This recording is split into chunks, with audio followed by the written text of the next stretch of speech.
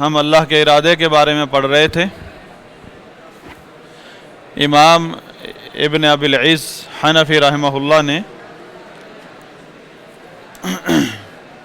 یہاں ایک نقطے کی طرف توجہ دلائی ہے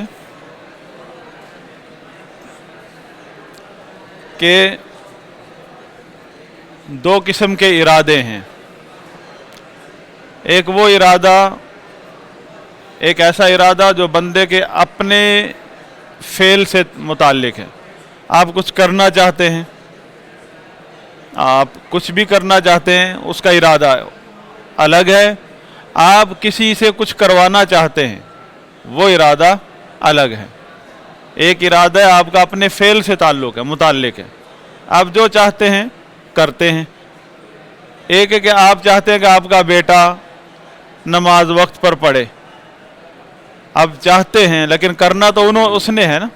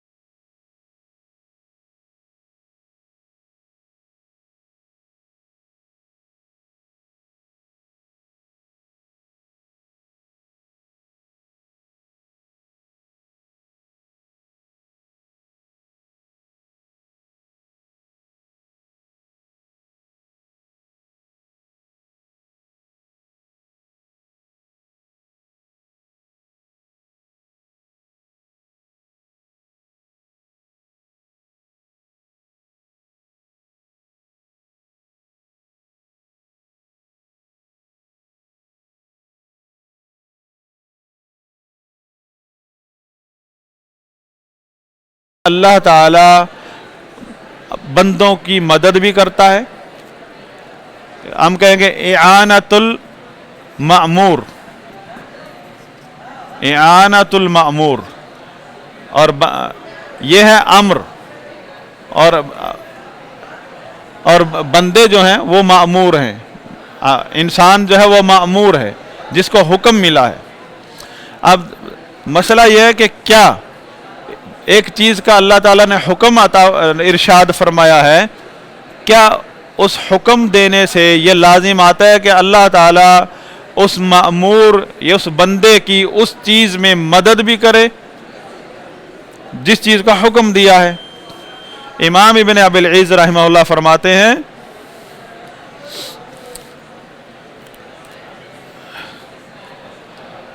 اعانت المأمور قد یرید وقد لا یرید. اللہ سبحانہ تعالیٰ بعض اوقات قد فعل مضارع پر داخل ہوتا ہے تو تقلیل کے معنی دیتا ہے کہ کبھی اللہ تعالیٰ مدد کرنا چاہتا ہے، کبھی مدد نہیں کرنا چاہتا. اب یہ جو مدد ہے کرنا، یہ ارادہ کون سا ہے؟ اللہ تعالیٰ جب کہ ایک آدمی کو نماز کا حکم دیا اور اس کو اسی طرح اس حکم پر عمل کرنے کا میں مدد کرنے کا اللہ تعالیٰ جب ارادہ کرتا ہے جب وہ چاہتا ہے. جس کی مدد نہ کرے اس کی مرضی. تو جب وہ ارادہ کرنے کا، کسی کی مدد کرنے کا ارادہ فرماتا ہے، یہ ارادہ کون سا ہے؟ ہاں، ان یفعل، یہ اللہ کے اپنا فعل سے اب متعلق ہے. اب یہ ارادہ اللہ کے اپنے فعل سے متعلق ہے. بندے کی مدد اللہ اگر کرے یا نہ کرے، یہ اس کا اپنے فعل سے متعلق ہے ارادہ. بندے کو حکم دیا نماز کا، یہ بندے کے فعل سے متعلق ہے. یہ حکم بندے نے کرنا ہے.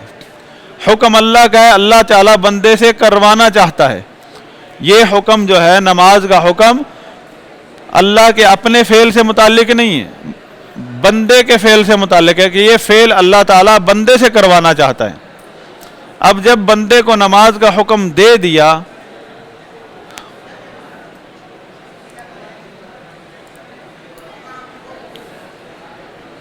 اور جب بندے کو اللہ تعالیٰ نے نماز کا حکم دے دیا، اب اس کے بعد کیا اس بندے کو جس کو نماز کا حکم ملا ہے اس کی اللہ تعالیٰ مدد کرنا چاہتا ہے کہ نہیں کرنا چاہتا؟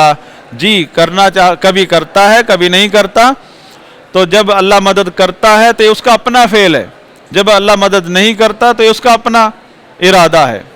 تو یہاں ارادہ اللہ کا جو ہے وہ اس کے اپنے فعل سے متعلق ہے، اور یہاں جو اللہ کا ارادہ ہے وہ بندے کے فعل سے متعلق ہے. یہ چیز سمجھ آ گئی، ذہن میں بیٹھ گئی؟ کیونکہ یہ چیز سمجھنا اس لیے ضروری ہے، آگے جا کے منکرین تقدیر قدر اور قدریہ معتزلہ کی جو بحث ہے وہ سمجھ آنا آسان ہے. وہ سمجھ سکتے ہیں پھر ہم کہ وہ کس چیز میں مخالفت کرتے ہیں اہل سنت کی. تو امام ابن ابی العز حنفی رحمہ اللہ فرماتے ہیں وَتَحْقِيقُ هَذَا مِمَّا يُبَيِّنُ فَصْلَ النِّزَاعِ فِي أَمْرِ اللَّهِ تَعَالَى هَلْ هُوَ مُسْتَلْزِمٌ لِإِرَادَتِهِ أَمْ لَا. یعنی اللہ کا حکم جو ہے کیا اس سے اس کا ارادہ لازم آتا ہے کہ نہیں؟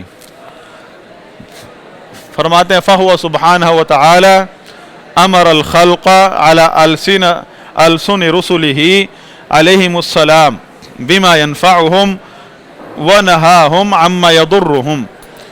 کہ اللہ سبحانہ وتعالی نے اپنے رسول علیہم السلام کی زبان کے ذریعے اپنے مخلوق کو حکم دیا ہے. کس چیز کا؟ ہر اس چیز کا حکم دیا جو ان کے لیے نفع بخش ہے، اور ہر اس چیز سے وَنَهَاهُمْ عَمَّا يَضُرُّهُمْ، اور ہر اس چیز سے منع کیا ہے جو ان کے لیے نقصان دہ ہے. کس کے ذریعے؟ بذریعہ انبیاء کرام. اب یہ تو ہمیں پتہ چل گیا کہ انبیاء کرام اللہ کا حکم بیان کرتے ہیں. حکم اسی کو رسالت کہتے ہیں کہ اللہ کا پیغام، میسج. رسالت اللہ کا وہ حکم ہے جو نبی لے کر آتا ہے. اب آگے فرماتے ہیں فَأَرَادَ سُبْحَانَهُ وَتَعَالَى أَن يَخْلُقَ ذَلِكَ الْفِعْلَ. آگے فرماتے ہیں وَلَكِنْ مِنْهُمْ مَنْ أَرَادَ أَن يَخْلُقَ فِعْلَهُ فَأَرَادَ سُبْحَانَهُ وَتَعَالَى أَن يَخْلُقَ ذَلِكَ الْفِعْلَ. اب بات یہ ہے کہ جب ہم نے یہاں کہا تھا کہ اللہ تعالیٰ قد یرید یعنی اعانت المأمور وقد لا یرید، کبھی مثلا فرض کرے ایک آدمی کی اللہ تعالیٰ نے مدد کرنے اس کام میں جس کا حکم دیا تھا، اس کام میں مدد کرنے کا ارادہ فرما لیا ہے. جب اللہ تعالیٰ کسی بندے کی مدد کرنے کا ارادہ فرما لیتا ہے، کس چیز میں مدد کرنے کا ارادہ فرمایا؟ اس کام، بندے کے کام میں. بندے کو حکم ملا اور اللہ تعالیٰ چاہتا ہے کہ بندہ یہ فلاں کام کرے. اور اب بندے کی مدد کرنے کا اللہ تعالیٰ نے اگر ارادہ کر لیا، جب اللہ تعالیٰ کسی بندے کی مدد کا اس کے کام میں، اس کے نیک کام میں مدد کرنے کا ارادہ فرما لیتا ہے، تو اللہ تعالیٰ فَأَرَادَ سُبْحَانَهُ وَتَعَالَى أَن يَخْلُقَ ذَلِكَ الْفِعْلَ. تو اس کا مطلب یہ ہے کہ اللہ تعالیٰ نے ارادہ کر لیا ہے کہ اس بندے کا جو فعل ہے، اگرچہ اس فعل کا حکم اللہ نے دیا ہے، وہ فعل تو مخلوق ہے نا جو وہ بندہ کرتا ہے، تو اب اللہ نے اس مخلوق کو پیدا کرنے کا ارادہ فرما لیا ہے. وہ مخلوق کون ہے؟ وہ بندے کا فعل ہے. وہ مخلوق کون ہے؟ وہ بندے کا فعل ہے.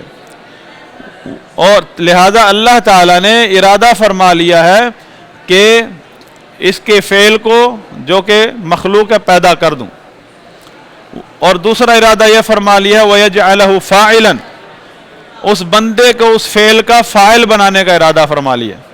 کیونکہ بندے کو جو اجر و ثواب ملتا ہے نیکی پر، وہ اس لیے ملتا ہے کہ وہ اپنے ارادے سے کام کرتا ہے، وہ خود فاعل ہے. اللہ تعالیٰ خالق ہے اس بندے کا بھی، اس کے فعل کا بھی. اللہ تعالیٰ خالق ہے. خالق ہونے کے پہلو سے جب ہم سوچتے ہیں تو پھر کہتے ہیں کہ ہر کام میں اللہ کی مشیت ہے، کیونکہ کوئی بھی چیز اللہ کی مشیت کے بغیر پیدا نہیں ہوتی. اب بحیثیت فعل جب دیکھتے ہیں اس مخلوق کو تو اس کا فاعل بندہ ہے. اور اللہ تعالیٰ نے ارادہ جب اللہ تعالیٰ کسی بندے کو کسی نیک کام پر مدد کرنے کا ارادہ فرما لیتا ہے تو اس میں دو چیزیں آ گئیں کہ اللہ تعالیٰ نے ایک تو اس فعل کو بحیثیت مخلوق پیدا کرنے کا ارادہ کر لیا ہے، اور وہ اللہ کا اپنا فعل ہے. اب کسی مخلوق کو پیدا کرنا اللہ کا اپنا فعل ہے، اس کو مشیت کہتے ہیں. ہم یہی کہتے ہیں کہ کوئی بھی نیک کام ہے، اس میں ہم جو کوئی بھی نیک کام کرتے ہیں اس میں کامیاب ہو جاتے ہیں، اگرچہ کام کرنے کے حوالے سے اعتبار سے ہم فاعل ہیں، اور مخلوق کے اعتبار سے وہ کام اللہ کی مخلوق ہے، اللہ کی مشیت سے آیا ہے دنیا میں. اللہ کی مشیت نہ ہوتی تو ہم اس کام کرنے میں کامیاب نہ ہوتے. اسی لیے اللہ تعالیٰ نے ظلم نہیں فرمایا. ہم کتنے نیکی، تہجد پڑھنے کا بڑا شوق ہے کتنے ہمارے لوگوں بھائیوں کو، لیکن ایک دفعہ بھی تہجد پڑھنے کی توفیق نہیں ملی. لیکن شوق ہے، ذرا بھی دل میں کسی دن اگر توفیق مل جاتی ہے بڑی خوشی ہوتی ہے. تلاوت سپارہ پڑھنے کی توفیق مل جاتی ہے بڑی خوشی ہوتی ہے، لیکن روزانہ نہیں پڑھا جاتا. روزانہ جو نہیں پڑھا جاتا کیونکہ ہمارا بندے کا صرف ارادہ ہے، فعل نہیں ہے. اب اللہ تعالیٰ نے اپنے کمال عدل سے اس کے لیے اجر لکھ دیا ہے. جو حسن نیت کے ساتھ، اخلاص کے ساتھ نیکی کا ارادہ کرتا ہے اور پھر نہیں کر پاتا یا کرتا نہیں ہے، پھر بھی اس کو اجر ہے. کیوں اجر ہے؟ اس نے تو پورا ارادہ کیا تھا لیکن توفیق نہیں ملی. کسی بھی وجہ سے نہیں ملی، اللہ کی مشیت ہے، اللہ کی حکمت ہے، لیکن پھر بھی اس کو اللہ تعالیٰ نے اجر سے محروم نہیں کیا، اور اگر وہ نیکی کرنے میں کامیاب ہو جاتا ہے تو پھر اس کام کا بھی اجر الگ ملے گا. ہاں، اور جس قدر اس کی نیت میں خشوع و خضوع ہوتا ہے اس قدر اس کے اجر میں وزن ہوتا ہے، عمل میں وزن ہوتا ہے. تو جب اللہ تعالیٰ کسی بندے کو حکم دیتا ہے، مثلا نماز کا حکم دیا ہے، تو نماز کا یہ حکم یہ وہ ارادہ ہے جو کسی دوسرے کے فعل سے متعلق ہے، کہ دوسرے سے. اور جب اللہ تعالیٰ کسی بندے کو حکم دیتا ہے تو کیا اس کی مدد بھی لازم آتی ہے اس سے حکم دینے سے؟ نہیں. اللہ کی مرضی اس کی مدد کرے، اللہ کی مرضی اس کی مدد نہ کرے. تو جب اللہ تعالیٰ کسی بندے کی مدد کرنا چاہتا ہے تو اس کا مطلب یہ کہ اللہ تعالیٰ نے اس کے فعل جو کہ مخلوق ہے وہ پیدا کرنے کا ارادہ کر لیا ہے، اور اسی طرح اس بندے کو اس فعل کا فاعل بنانے کا، عامل بنانے کا ارادہ کر لیا ہے. اور یہ ارادہ اللہ کے اپنے ذاتی فعل سے متعلق ہے، اللہ کا اپنا فعل ہے. پھر فرماتے وَمِنْهُمْ مَن لَّمْ يُرِدْ أَن يَخْلُقَ فِعْلَهُ، اور مخلوقات میں سے، بندوں میں سے بعض ایسے بھی بندے ہیں جن کے فعل کو پیدا کرنے کا اللہ تعالیٰ نے ارادہ نہیں کیا، مشیت نہیں ہے، مشیت ہی نہیں ہے. اب دیکھیں نا تقدیر کیا ہے. تقدیر میں اللہ تعالیٰ نے اپنا علم لکھا ہے ہمارے بارے میں کہ یہ بندہ کتنی تہجدیں پڑھے گا. تہجد کا مسئلہ شریعت میں بیان ہو گیا نا کہ تہجد ایک عبادت ہے، اس کا یہ ٹائم ہے، اس کی یہ فضیلت ہے. اب کون کون پڑھے گا، یا میں زندگی میں کتنی پڑھوں گا کتنی نہیں پڑھوں گا، اللہ کو علم ہے کہ نہیں؟ اللہ کو علم ہے میرے بارے میں کہ یہ کس سال تہجد پڑھے گا، کتنے سال پڑھے گا، مرتے دم تک پڑھے گا یا بیچ میں چھوڑ دے گا، یہ اللہ کو علم ہے. لیکن پڑھوں گا یا نہ پڑھوں گا وہ میرا فعل ہے. ہاں، اب جب بھی پڑھوں گا، تقدیر کا مطلب یہ نہیں کہ جو لکھ دیا ہے وہ بس وہ اس کے پابند ہوں میں، یعنی یا میں مجبور ہوں مشینری کی طرح. بلکہ آگے اور بھی مسئلہ ہے تقدیر کے معاملے میں. آگے ہم نے کہا تھا مشیئت و خلق، کہ وہ جو لکھا ہے اللہ تعالیٰ نے میرے بارے میں اپنے علم کے مطابق کہ یہ تہجد پڑھے گا، وہ تہجد پڑھنا میرا فعل ہے کہ نہیں؟ وہ فعل مخلوق ہے. وہ مخلوق جو ہے وہ فعل بحیثیت مخلوق نہیں پیدا ہو سکتا جب تک اس کی مشیت شامل حال نہ ہو. یہ نہیں کہ اللہ تعالیٰ نہ چاہے اور ایک کام ہو جائے. تو اس کی مشیت جو ہے، ہم نے یہ بھی پڑھا تھا، جب مشیت کی بات ہوتی ہے اس کا تعلق اللہ کی پسند ناپسند سے نہیں ہے. بعض اوقات ایسے کام میں اللہ کی مشیت شامل حال ہوتی ہے جس کو اللہ پسند نہیں فرماتا، اور جو اللہ کی پسند اور ناپسند ہے اس کا تعلق اللہ کے ارادہ شرعیہ سے ہے، یا اس ارادے سے جو اللہ اپنے بندوں سے کچھ کروانا چاہتا. اللہ تعالیٰ کبھی بھی کسی سے کوئی غلط کام نہیں کروانا چاہتا. جس کام کا بھی اللہ نے حکم دیا ہے، چاہے فرض درجے کا ہے، نفل درجے کا یا مباح ہے، وہ اچھے کام ہیں، حلال اور پاکیزہ چیزیں ہیں، کھانے کی ہیں اگر تو استعمال کی ہیں، اگر معاملات ہیں تو بہترین اخلاق سے تعلق رکھتے ہیں. اور جس چیز سے بھی اللہ نے منع کیا ہے وہ سب سے برے کام ہیں، وہ بے حیائی کے کام ہیں، ان میں کوئی خیر نہیں ہے، ان میں کوئی فائدہ نہیں ہے، ان میں کوئی شفا بھی نہیں ہے.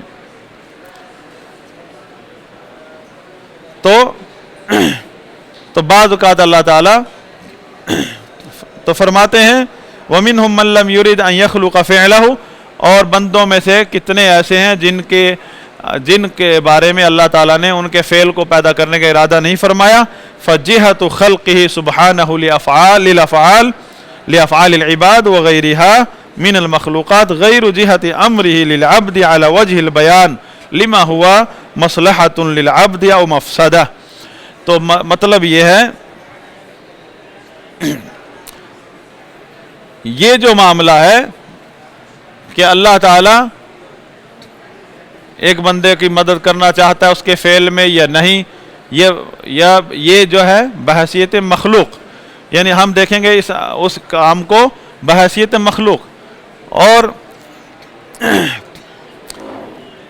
تو بندوں کے جو افعال ہیں وہ مخلوق ہیں. تو اس میں اللہ تعالیٰ کیوں کسی کی مدد کرتا ہے کیوں نہیں کرتا، اس کا تعلق اس کی حکمتوں سے ہے. لہذا یہ ارادہ اور یہ ارادہ اس میں فرق ہے. یہ ارادہ وہ ارادہ جب اللہ تعالیٰ نے نماز کا حکم دیا کہ میرا بندہ نماز پڑھے، بندے سے نماز پڑھانا چاہتا ہے اللہ تعالیٰ، یہ ارادہ الگ ہے. اور یہ ارادہ کہ اس بندے کو نماز کی توفیق دینی ہے کہ نہیں دینی، یہ دوسرا ارادہ ہے. ہاں، اس میں فرق ہے، اس کے پہلوؤں میں فرق ہے. اس کا پہلو اور ہے، اس کا پہلو اور ہے.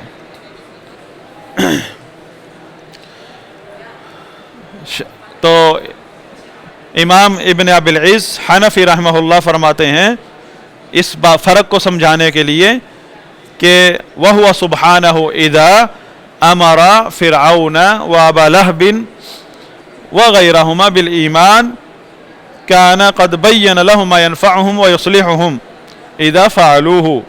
اللہ سبحانہ وتعالیٰ نے جب فرعون، ابو لہب وغیرہ جیسے کفار کو ایمان کا حکم دیا تو ان کو ایمان لانے کی منفعت اور مصلحت بتائی کہ اس کا لاؤ گے تو اس کا فائدہ کیا ہے اور اس کی مصلحتیں کیا ہیں.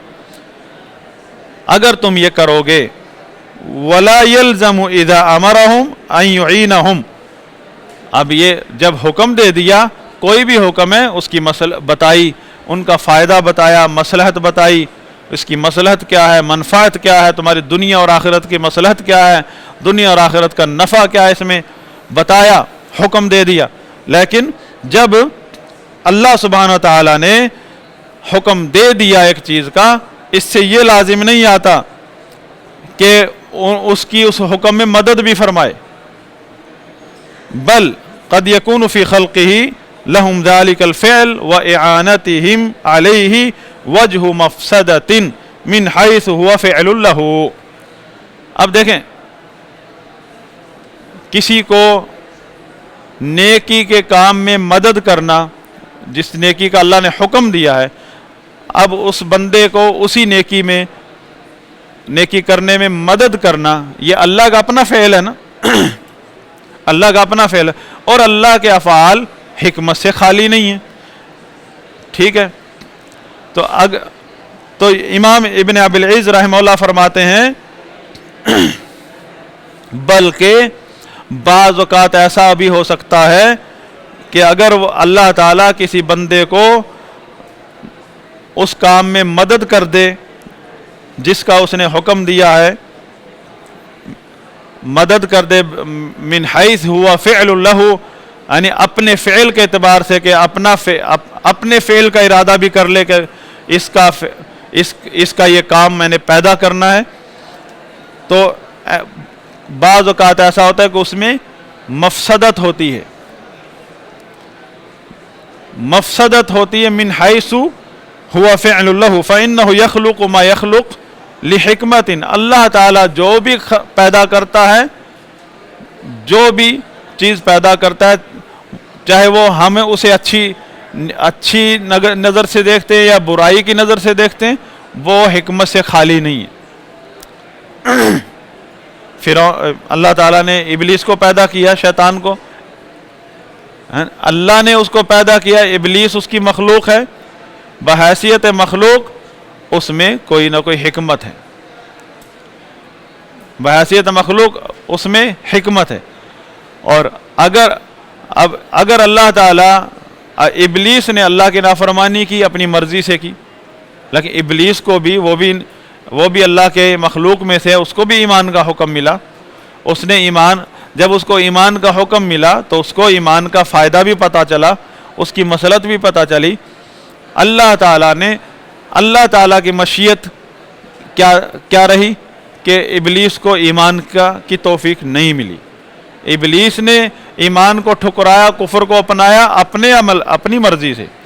اللہ تعالیٰ کا جو ارادہ ہے، ابلیس کے جو کفر ہے، اس کو اگر ہم بحیثیت مخلوق دیکھتے ہیں تو اللہ تعالیٰ کی مشیت ہے اس کے ابلیس کی سرکشی میں. یعنی ابلیس نے جو سرکشی کی ہے وہ بحیثیت اگر مخلوق اس کو دیکھیں تو وہ اللہ کی مشیت سے خالی نہیں ہے، اور اللہ کی مشیت جہاں شامل حال ہوتی ہے وہ حکمت سے خالی نہیں ہے. اگر اس ابلیس کو اللہ تعالیٰ یا کسی کافر کو، فرعون کو، ابو لہب کو ایمان کی توفیق دے دیتا، اور اللہ تعالیٰ اس پر قادر ہے، لیکن اللہ نے نہیں دی، تو عین ممکن ہے اس میں کوئی مفسدت ہو. وہ اللہ کو علم ہے، نفع نقصان کا علم اللہ کو ہے، اعمال کے نتائج کا علم اللہ کو ہے. ان میں کیا مفاسد ہیں، کس کو مدد کرنے میں فائدہ ہے، کس کو مدد کرنے میں نقصان ہے، سب کا علم اللہ کو ہے.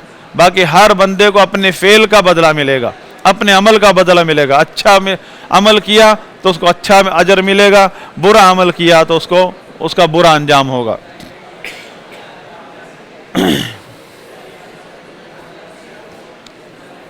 تو امام ابن ابی العز رحمہ اللہ فرماتے ہیں وَلَا يَلْزَمْ إِذَا كَانَ الْفِعْلُ الْمَأْمُورُ بِهِ مَصْلَحَةً لِلْمَأْمُورِ إِذَا فَعَلَهُ أَنْ يَكُونَ مَصْلَحَةً لِلْآمِرِ إِذَا فَعَلَهُ هُوَ.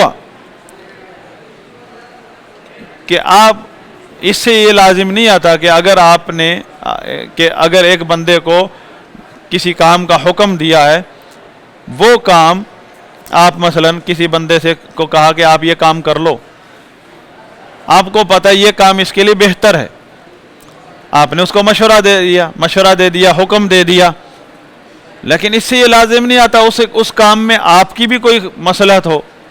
عین ممکن ہے اس میں آپ کی کوئی مصلحت نہ ہو. اس سے ضروری نہیں کہ جو بھی آپ کسی کو حکم دیتے ہیں کام کرنے کا، کسی کو بھی آپ نصیحت کرتے ہیں کہ یہ کام کرو بھائی، ضروری نہیں ہے کہ اس میں آپ کا بھی کوئی فائدہ ہو. ضروری نہیں، ہو سکتا ہے کہ وہ کام جب کرے آپ کا نقصان ہو جائے. یہ ہم اپنے بندوں کے حساب سے اگر دیکھیں کہ جب آپ کسی بندے کو کسی کام کا حکم دیتے ہیں، مثلا آپ کا ایک مزدور ہے، ملازم ہے، بہت اچھا کام کر رہا، لگا ہوا ہے، اب آپ نے اس کو نماز کا کہہ دیا، اب وہ نماز پڑھنے جائے گا، کام آپ کا رکے گا کہ نہیں رکے گا؟ حالانکہ آپ نے ایک ایسے کام کا حکم دیا اس کو، اگر وہ اس کام کو کرے گا تو اس کام کے کرنے سے آپ کے پیسے نہیں بڑھیں گے، آپ کا کام نہیں نمٹے گا، آپ کا کام تو رکے گا، پھر بھی آپ نے اس کو حکم دیا. کہنے کا مطلب یہ ضروری نہیں ہوتا کہ ایک بندے کو آپ نے کوئی کام کرنے کا کہا اور اس کام میں آپ کا کوئی ذاتی فائدہ ہے. امام ابن ابی العز حنفی رحمہ اللہ فرماتے ہیں بل قد يكون في خلقه ولا يلزم اذا كان الفعل المأمور به مصلحة للمأمور اذا فعله ان يكون مصلحة للآمر اذا فعله هو. اور اس میں یہ بھی نہیں ہے کہ میں نے آپ کو ایک کام کرنے کا کہا، آپ میرے پاس کام کر رہے تھے، میں نے کہا نماز پڑھ لو، میری مدد میرے ساتھ ہی تھے، ضروری نہیں اگر میں آپ کو اس میں تعاون کروں، آپ کا اس تعاون کرنے میں میرا کوئی فائدہ ہو. کبھی بعض اوقات تعاون کرنے میں میرا فائدہ ہو سکتا ہے، بعض اوقات ایسا بھی ہو سکتا ہے تعاون کرنے میں میرا کوئی فائدہ نہیں.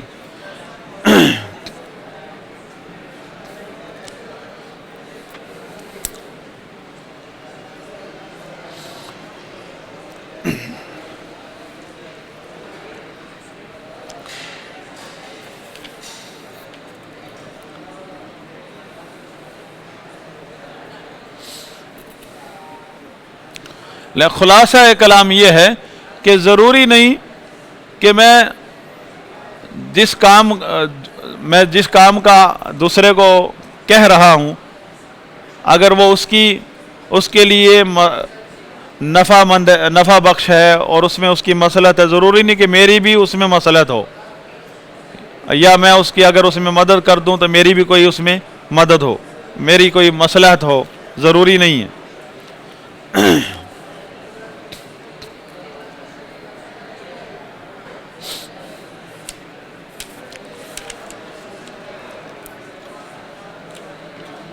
تو امام ابن ابی العز رحمہ اللہ فرماتے ہیں وَإِذَا أَمْكَنَ الْفَرْقُ فِي حَقِّ الْمَخْلُوقِينَ فَهُوَ فِي حَقِّ اللَّهِ أَوْلَى بِالْإِمْكَانِ، اگر مخلوق کے بارے میں اگر ہم فرق کرنا ممکن ہے ہمارے لیے تو اللہ سبحانہ و تعالیٰ کے بارے میں حق کرنا بالاولا ممکن ہے۔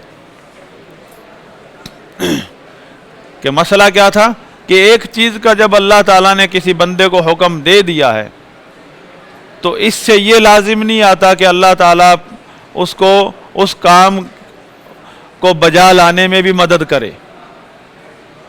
کبھی مدد کرتا ہے کبھی نہیں کرتا ہے تو اس میں بھی حکمت ہے، نہیں کرتا مدد تو اس میں بھی حکمت ہے۔ باقی رہا وہ بندہ اگر کام کرتا تو اللہ کی مشیت سے ہی ہے، لیکن جب اس کو اجر و ثواب جو ملتا ہے اس کے اپنے ارادے اور فعل کی وجہ سے ملتا ہے۔ اسی لیے صحابہ کو اللہ کے نبی صلی اللہ علیہ وسلم نے حکم دیا تھا کہ اعملوا، کہ عمل کرو، تقدیر پر بھروسہ کر کے یوں نہ بیٹھ جاؤ کہ تقدیر میں لکھا ہوگا جو ہوگا وہی تو ہونا ہے۔ یہ یعنی صحابہ کا سوال یہ آیا کہ اگر تقدیر میں ہی لکھا ہوا ہے جو جنتی ہے جنتی، جو جہنمی ہے وہ جہنمی، تو پھر عمل نہ کریں، یوں ہی بیٹھ جائیں۔ آپ صلی اللہ علیہ وسلم نے کیا حکم دیا؟ اعملوا فإنه كل ميسر لما خلق له، او کما قال علیہ الصلوۃ والسلام، کہ عمل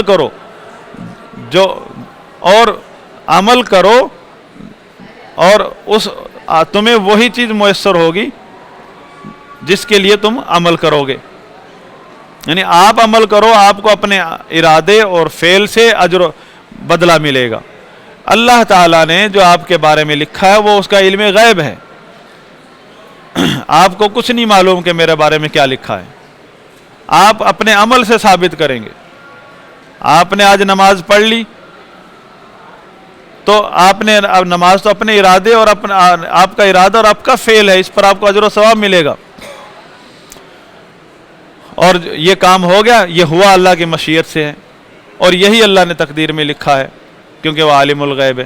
اگر آپ نماز نہیں پڑھیں گے، آپ کا یہ بہانہ نہیں چلے گا یہی لکھا ہوا تھا، بلکہ آپ نے جو نماز نہیں پڑھی وہ اپنے ارادے، آپ کا اپنا ارادہ اور اپنا فعل ہے، اس کی وجہ سے جو احکامات آپ پر مرتب ہوں گے اس سے آپ جان نہیں چھڑا سکتے۔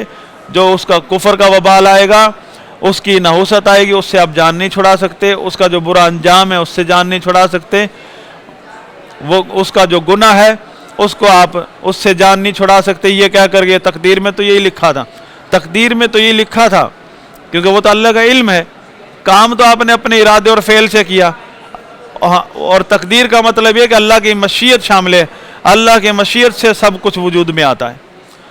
آپ کو اگر سزا مل رہی ہے تو وہ آپ کے اپنے ارادے اور فعل کی وجہ سے مل رہی ہے، لہذا ہاتھ پر ہاتھ دھر کے نہیں بیٹھو، اپنا اچھا ارادہ کرو، عزم پختہ کرو، عمل ایک سے بڑھ کر ایک عمل کرو، اور جو بھی عمل کرو گے، جو بھی ارادہ کرو گے اور عمل کرو گے، اگر نہیں کر پائے تو اجر و ثواب ہے، اگر کی توفیق مل گئی تو پورا مزید اجر و ثواب ہے، وہ اعمال آپ کے کھاتے میں آ گئے۔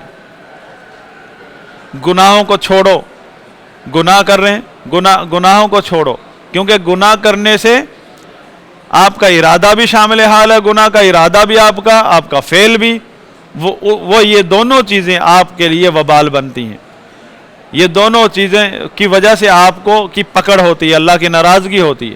لہٰذا یہ آپ کا اپنا فعل ہے اور آپ کا اپنا ارادہ گناہ چھوڑنے کا، باقی اللہ کی طرف سے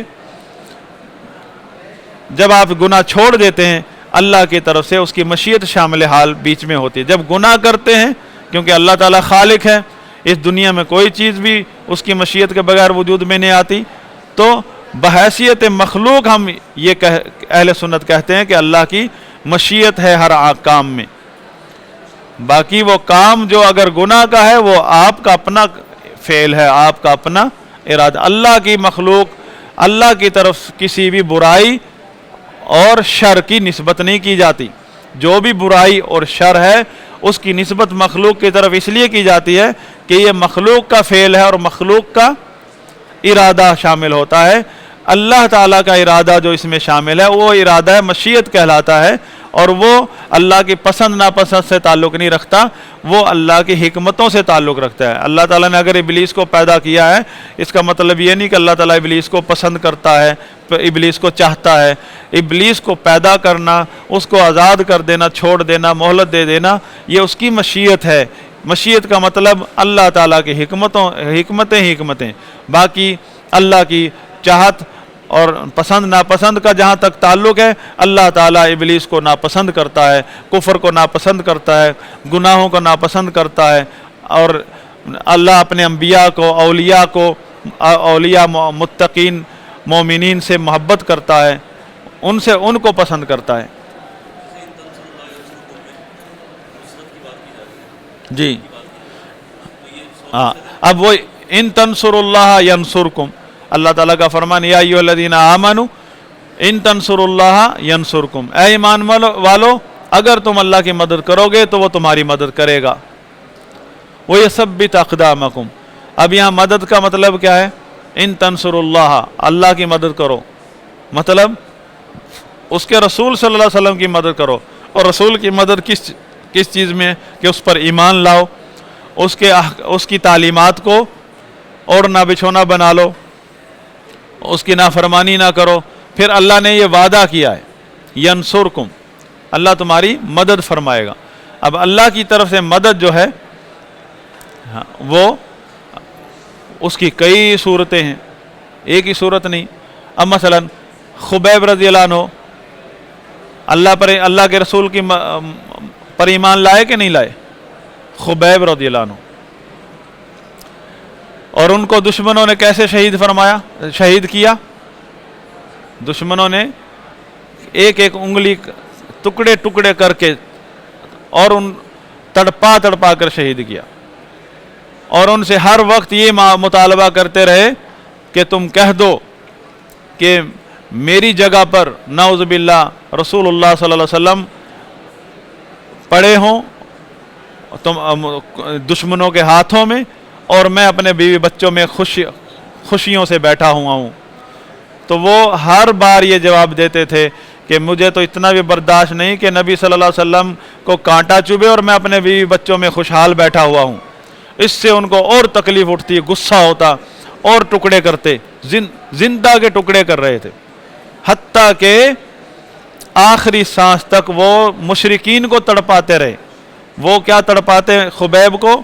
خبیب رضی اللہ عنہ یہ جملے کہہ کر مشرکین کو تڑپا دیتے تھے. اب اللہ تعالیٰ کی نے جو حکم فرمایا ہے یا ایھا الذین آمنوا ان تنصروا اللہ ینصرکم, اے ایمان والو اگر تم اللہ کی مدد کرو گے. خبیب رضی اللہ عنہ نے اس آیت کے مطابق مدد کی اللہ کی کہ نہیں کی؟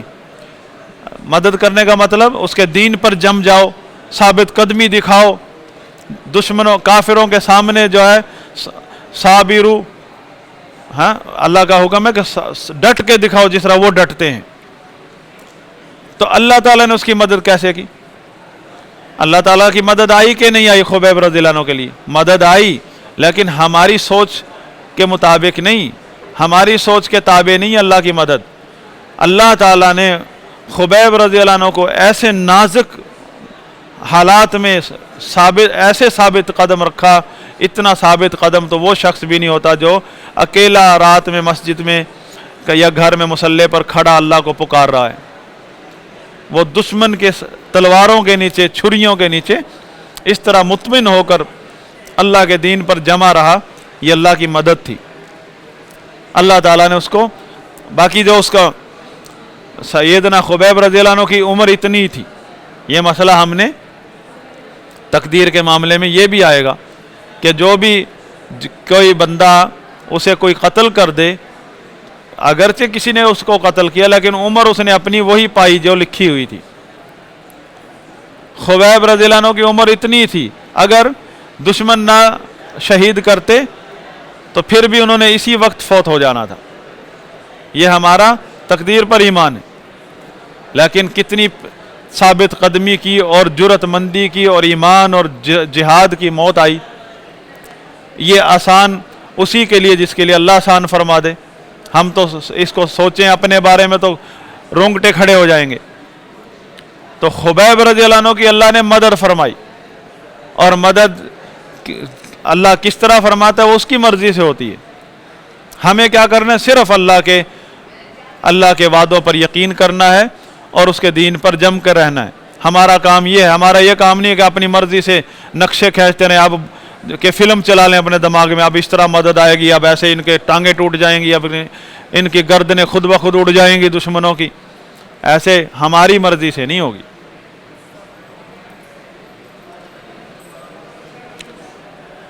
تو امام ابن ابی العز حنفی رحمہ اللہ اس مسئلے کے بعد فرماتے ہیں والقدریۃ تضرب مثلا بمن امر غیرہ بامرہ۔ اب قدریہ معتزلہ جو انکار تقدیر کے مرتکب ہیں، تقدیر کے منکر ہیں، ان کا مسئلہ کیا ہے؟ وہ یہ فرق نہیں کرتے، ان کو یہ فرق نہیں سمجھ آتا کہ ارادہ اپنی ذات کے متعلق، اپنے ذاتی فعل کے متعلق ایک ارادہ ہے، ایک ہے کسی اور کے فعل سے متعلق ارادہ۔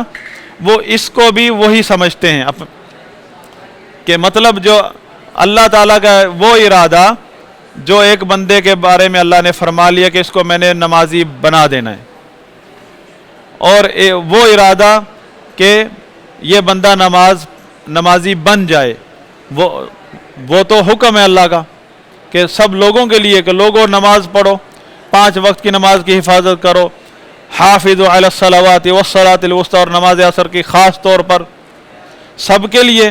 یہ حکم تو یہ ارادہ یہ ہے دوسرے والا، جب اللہ کا حکم کوئی بھی ہو اس میں یہ ارادہ پایا جاتا ہے کہ ارادہ جو دوسرے کے فعل سے متعلق ہے۔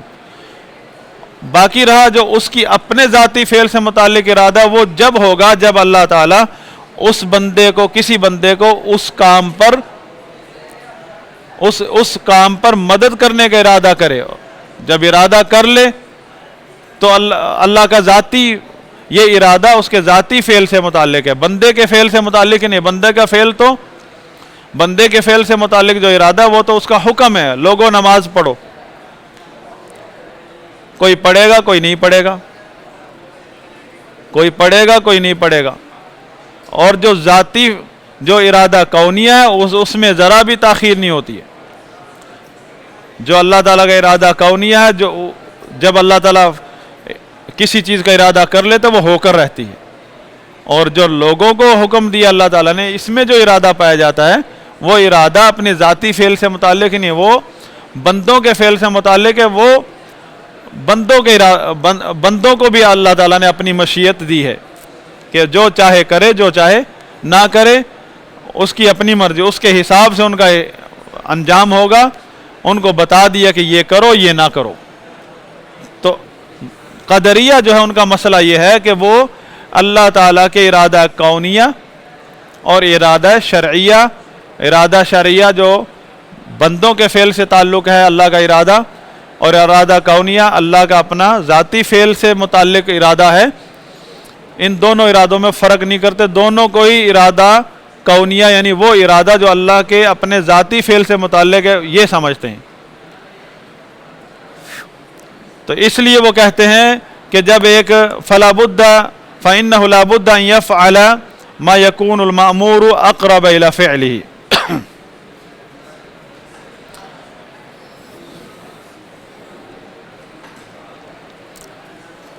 تو اللہ تعالیٰ پر اعانت المأمور یعنی مأمور کی مدد کا بھی وہ مدد کو بھی لازم قرار دیتے ہیں کہ جب اللہ نے حکم دے دیا ہے ایک چیز اور اس حکم پر مدد کرنا بھی اس کے لیے لازم ہے. یہ ان کے نزدیک ان کی گمراہی ہے قدریہ کی. تو اس پر آگے مزید بحث ہوگی. اس مسئلے کو مزید ہم پڑھیں گے انشاءاللہ تعالی. تھوڑا پیچیدہ بھی ہے, تھوڑا خلط ملط بھی ہو جاتا ہے, تو اس کو تھوڑا ایک کلاس اور لگے گی اس پر. پھر انشاءاللہ اللہ کی توفیق سے کوئی چیز ہو سکتا ہے ہمارے دماغ میں بیٹھ جائے جو آگے مزید ہمیں فائدہ دے, جو آگے مزید مسائل کو سمجھنے